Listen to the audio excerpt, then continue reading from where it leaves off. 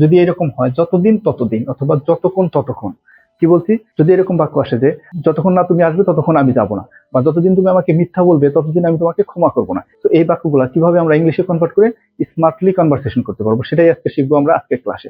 চলুন আগে আমরা স্ট্রাকচারটা বুঝে নেই। Subject plus PBAT. পিবিএটি অর্থ হচ্ছে কি, প্রিন্সিপাল ভার্ব যে কোনো টেন্সে সাহায্যকারী ভার্ব নেই। তারপরে object plus as long as plus subject plus PBAT. PBAT অর্থ হচ্ছে কি, যে প্রিন্সিপাল ভার্ব যে কোনো টেন্সে সাহায্যকারী ভার্ব নেয়। তাহলে চলুন আমরা এই সিচুয়েশনে এই স্ট্রাকচারের মাধ্যমে কিভাবে কনভারসেশন করতে হবে সেটা শিখবো। তার আগে একটা কথা বলে রাখি যে আজকে ক্লাসের জন্য আমাদের 4টি গ্রামার রুলস আছে, যে রুলস গুলো জানলে এই সিচুয়েশনে এই স্ট্রাকচারের মাধ্যমে আমরা স্মার্টলি সেন্টেন্স তৈরি করে কনভারসেশন করতে পারবো।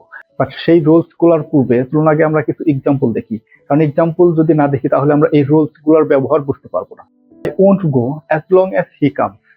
কি বলছি, I won't go as long as he comes, যতক্ষণ পর্যন্ত সে না আসে ততক্ষণ পর্যন্ত আমি যাব না।